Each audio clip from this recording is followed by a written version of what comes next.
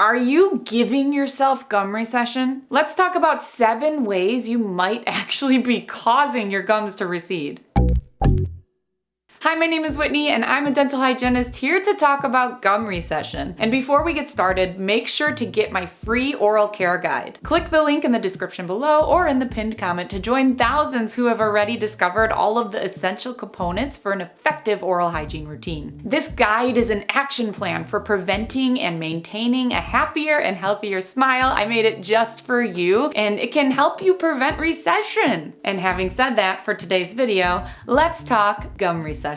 Gum recession is where your soft gingival tissue, also known as your gums, are pulled back away from the tooth, exposing and/or compromising the structures underneath. Some people may notice receding gums by the darker, more yellowish layer of their tooth being exposed at the gum line. This is because with recession, your root is exposed and your root is very porous, meaning sometimes you will feel cold sensitivity with it being exposed. The number one cause of this happening is poor home care. Your oral hygiene habits have one of the biggest roles to play when it comes to gum recession. So plaque buildup along your gums can cause infection, and it's also responsible for disease-induced receding gum lines. How to prevent this? Be sure you are brushing twice each day properly and cleaning between your teeth at least once each day properly. Your dental provider will let you know which interproximal cleaning method they feel is best for your individual mouth, including flossing, water flossing, and/or interdental brushing. But until then, I will link my brushing and flossing tutorial videos below. You really should be brushing for 2 minutes twice each day. Take your time, don't rush through it, because then you are not properly cleaning the plaque off each tooth.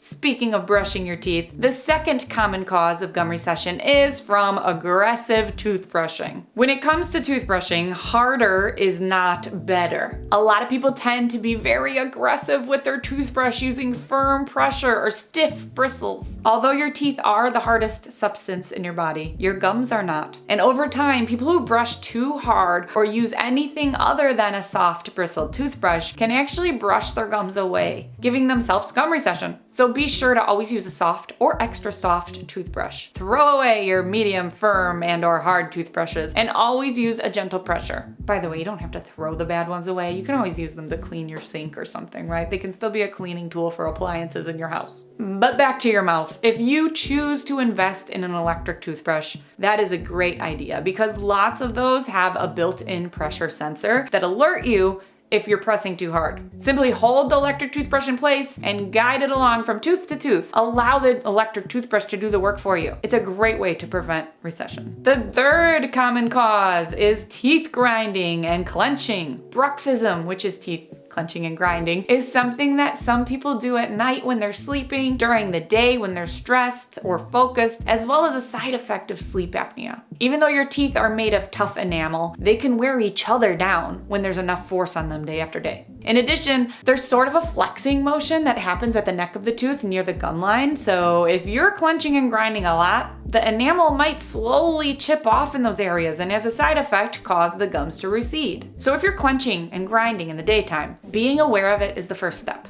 Try to train your mouth to rest with your lips together but your teeth apart. Nighttime grinding and clenching typically requires a night guard for sleeping since subconsciously you cannot control your jaw when you're not awake. A night guard acts as a buffer between your upper and lower teeth so your jaw isn't fully engaged and your teeth cannot flex. And if you think you are clenching or grinding at night, it cannot hurt to get tested or screened for sleep apnea so you can get to the root cause of why you are grinding at night. The fourth common cause is genetics. Saying that dental problems are genetic is a double-edged sword, as many conditions are preventable, but your family history can also set you up for being predisposed to them. Knowing you're prone to a particular problem can make it easier to find a solution for preventing it. So when dental issues run in families, you'll want to talk through the concern with your dental provider. So simply tell your dental provider so they can make note of it. Treatment could be as simple as ongoing periodontal maintenance and/or orthodontic therapy. Speaking of orthodontics, The fifth common cause of gum recession is crooked teeth. When your teeth are out of alignment,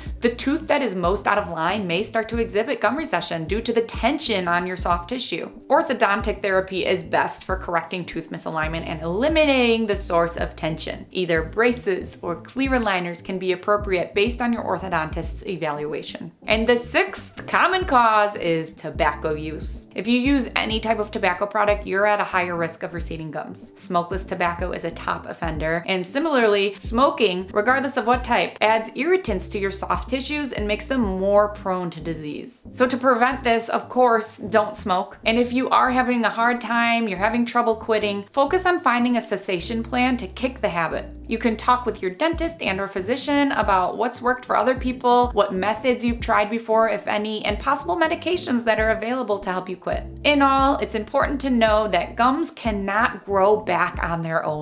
So if your recession is minimal, then maintaining and not letting them get worse is super important, and it is doable. I have many patients where they have slight recession and it's not getting worse, it's staying where it's at, we are monitoring it, and they are fine. However, if your gum recession is severe, there are treatments out there designed to help recover exposed tooth roots, but they are involved in dental procedures such as grafting and laser surgery, so I think it's important to do everything we can to prevent them from getting to that point. One last thing to note, gum recession often leads to cold sensitivity since your roots are exposed like we mentioned at the beginning, so I will link my cold sensitivity video in the description box if you want to learn more about how to prevent that zing cold feeling whenever you eat or drink anything cold or even breathe in cold air. You don't want that. So I have some tips and tricks on ways to prevent that from happening. Another thing gum recession can do is make you more prone to getting cavities in those areas. So yet another reason why it's so important for you to routinely visit your dental office for exams, cleanings, and gum assessments to monitor any gum recession you may have. And of course, keeping up with your home care is key. So if you're interested in creating the perfect oral routine to prevent major dental issues such as gum recession and costly dental visits such as gum grafting surgery, make sure to click the link in the description box or the pinned comment below to sign up for my free oral care guide and join thousands who have already discovered all of the essentials for an effective oral hygiene routine. This guide is an action plan for preventing and maintaining a happier and healthier smile. And I hope this video helped you. Please like, subscribe, and turn on your notifications if it did. If you want more teeth talk, you can visit my website teethtalkgirl.com and hang out with me on Instagram @teethtalkgirl. Peace, love, and teeth.